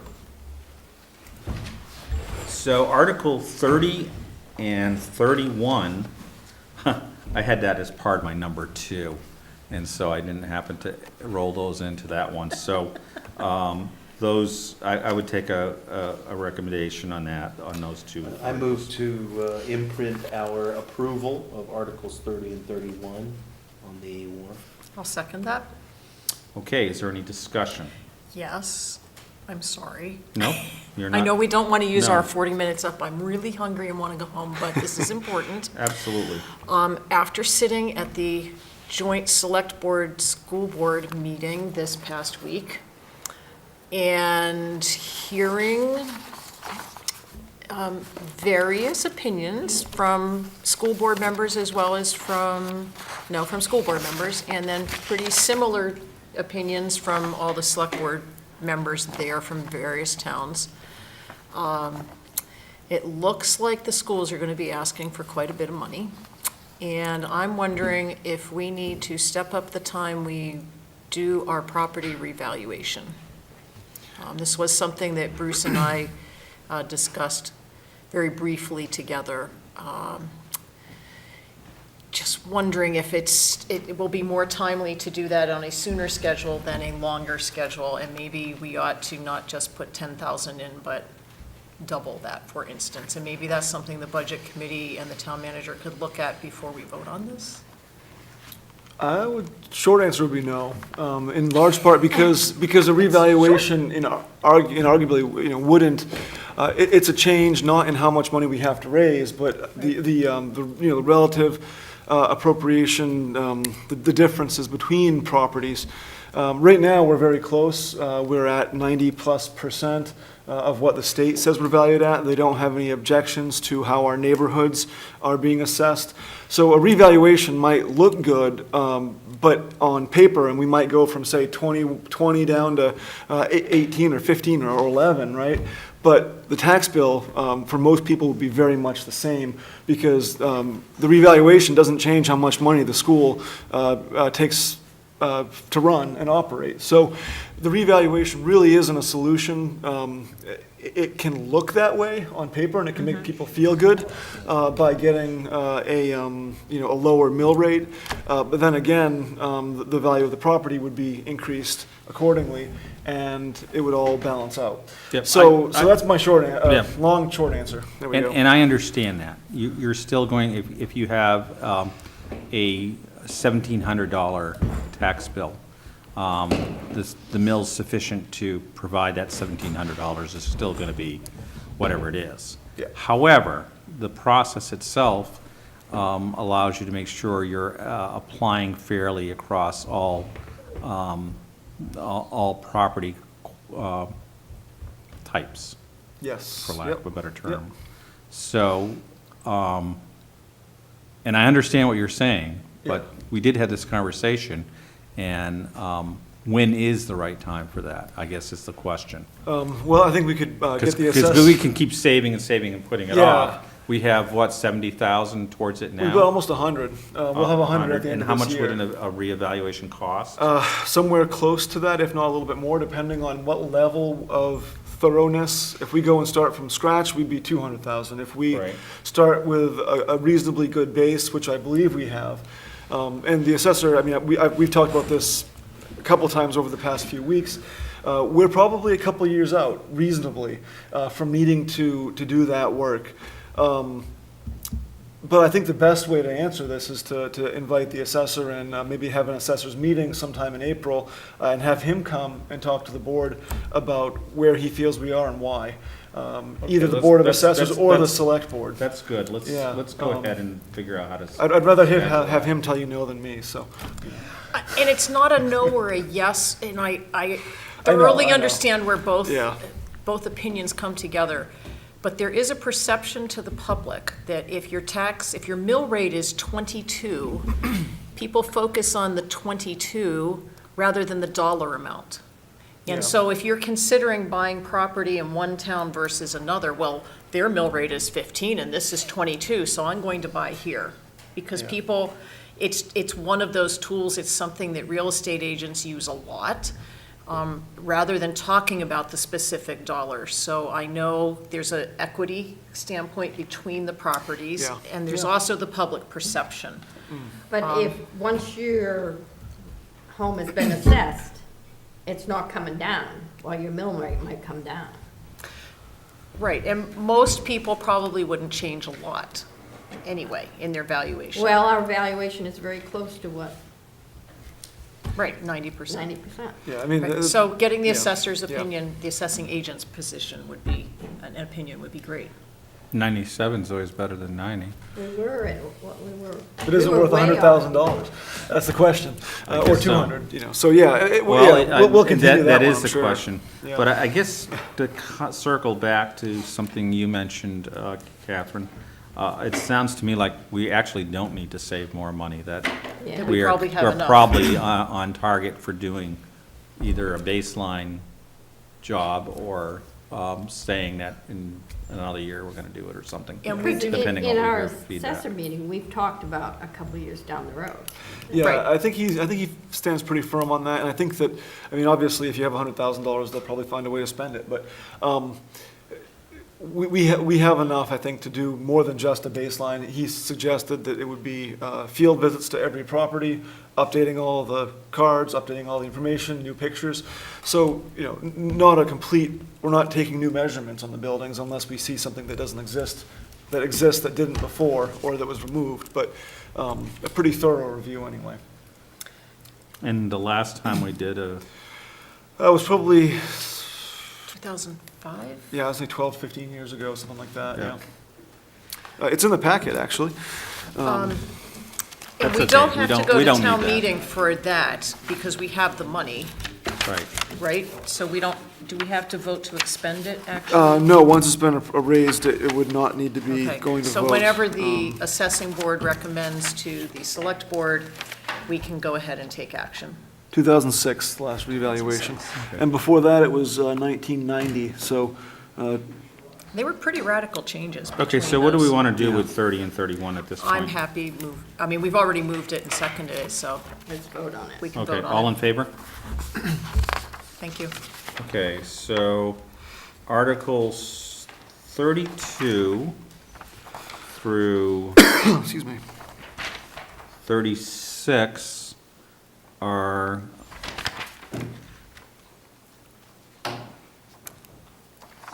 excuse me, All yes, about expenses, revenue. they're all revenue articles, right? Yeah. Is that correct? Anybody see any exception to that? No, but I think we might want to hold off on 36 because that will be Change. related to 14 and 15, or Yes, 15 you're and right, it would 16. be. 14 and 15, So 15 and 16. let's there's- handle 32 through 35. There is one other, 34, we would want to, we will want to adjust that, the last item in that, the fire station addition, because we're planning on utilizing that full amount this fiscal year. That would not be, so we would, we could, I think, comfortably take that out, adjust that number, and then you could revote on it at 25,000 less than, so just, yeah, the following, so if we just drop out and move to 106,560. On which article? Article 34.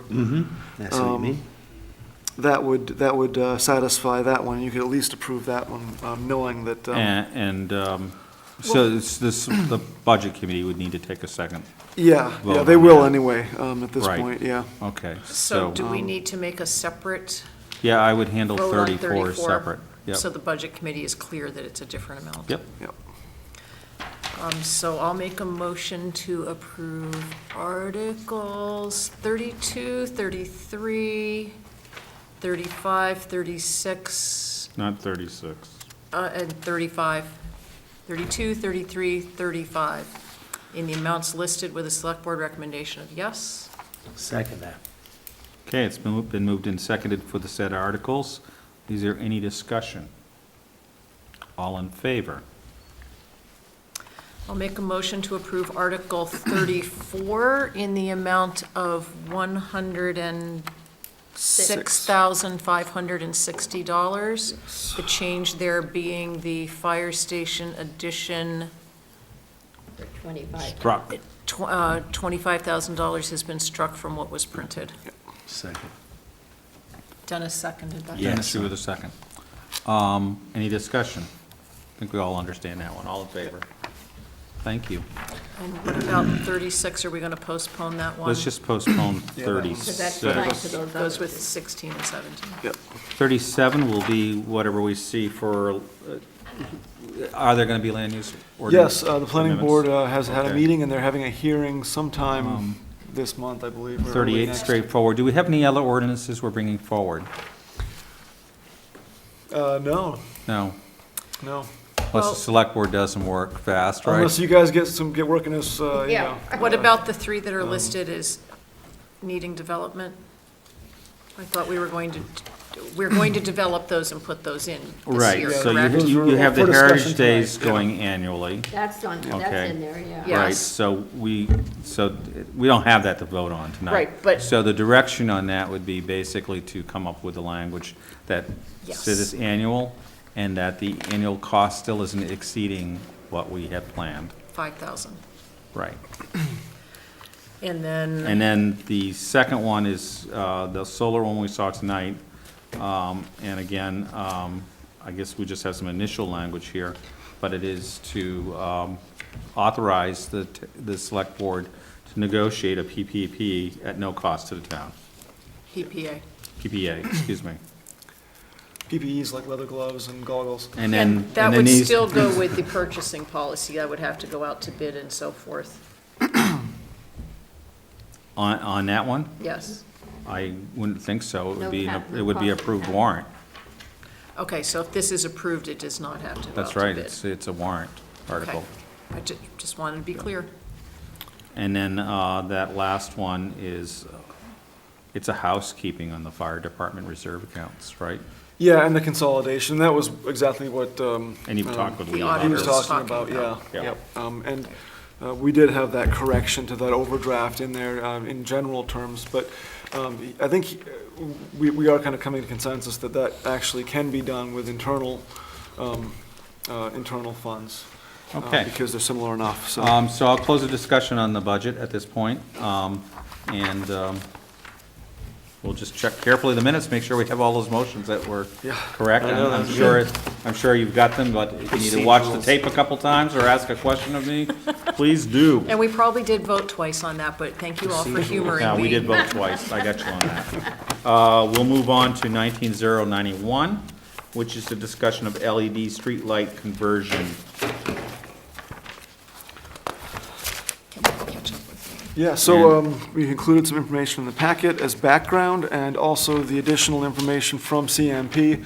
What we don't have is any kind of proposal from the other company that is operating in the area looking to do those improvements. At this point, I don't believe this is something that we can or should be pursuing this budget cycle or this fiscal year. I think we should be planning for it, doing the work, maybe going and getting some additional quotes, and then seeing where we stand, come maybe next April, May, to make this happen for the next fiscal year. And we should make it happen. It's a wonderful thing. It'll save us a ton of money. But So it's going to save us a ton of money, and we don't have to do much to do that. Well, I know why we wouldn't do it this year, because you are completely overwhelmed with things you're going to be doing. Well, it's actually not that bad on that time perspective. It really comes down to the say, $20,000 we would need to invest to do the conversion.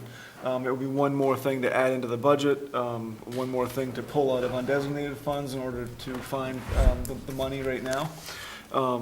It's a possibility, but I think it would be short-sighted to just go with CMP's proposal, Yeah. which does save us money, but in the long run, it makes a lot more sense, given the nature of these LED lights that require maintenance once every 10 or 15 years, that, yeah, we should buy them, we should own them, and we should reap the benefits of that. Yeah, and I would add to that, that I really do want to go through the streetlights themselves. And I know that's a boring meeting, Yes. but I want to know where they are Right. Yep. and why they exist. Yep. And the Yeah. company that many towns are using that just got the New Hampshire DOT contract said that they would do that evaluation Yep. as part of making a proposal to us. Yeah. And Yeah. give us input on whether we have And that's- lights where we shouldn't have them, and if we don't have lights where we should. And that's the company you haven't been able to run down, right? Well, it just came in recently, and they need to have CMP bills to determine. I have a wonderful book on dark skies that I'll be glad to share with Light anybody. pollution is still pollution. And Even some of the, even some of the basics in what you consider safety issues.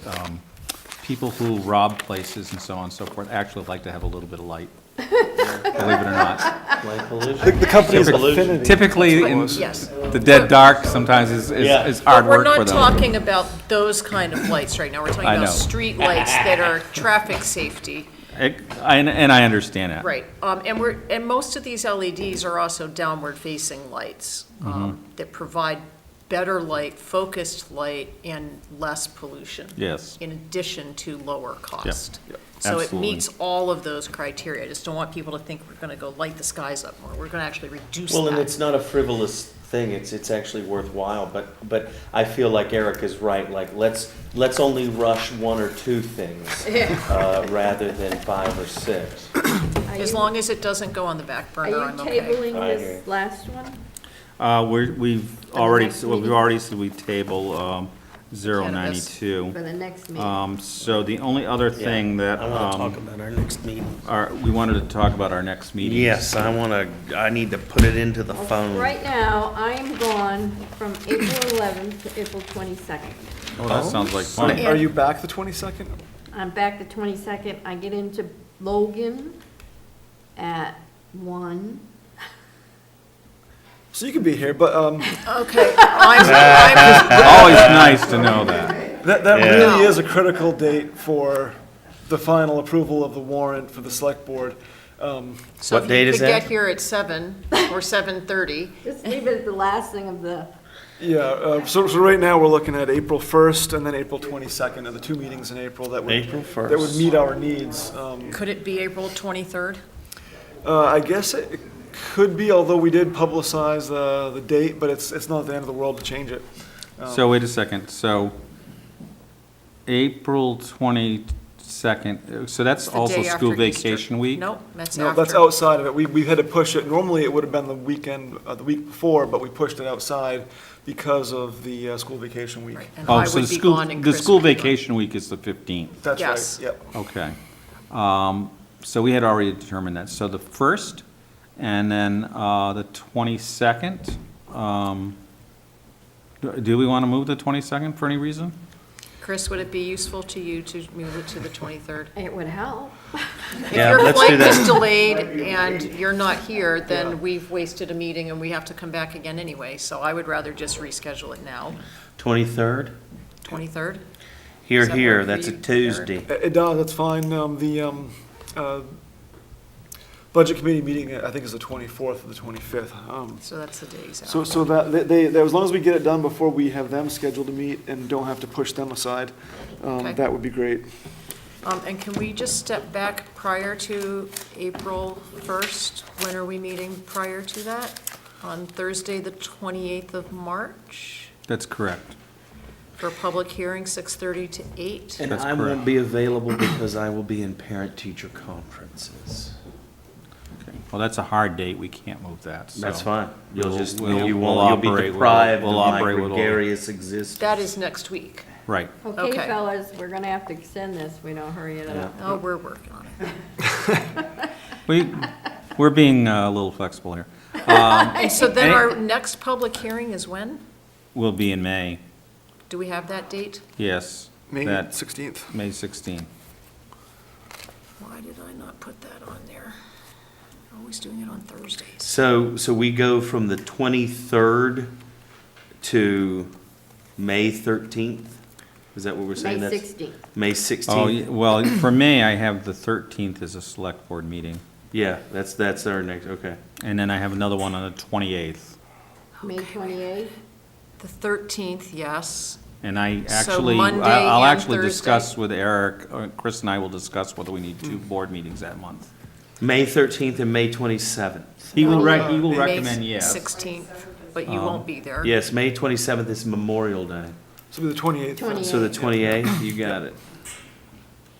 Okay, Yes. we're all set? You get your dates? I think so. Okay. Check with me if you need them. Can I have a motion to adjourn, please? So moved. You don't, wait a second, hang on. So moved, second, okay. Yeah, yeah. All in favor? Aye.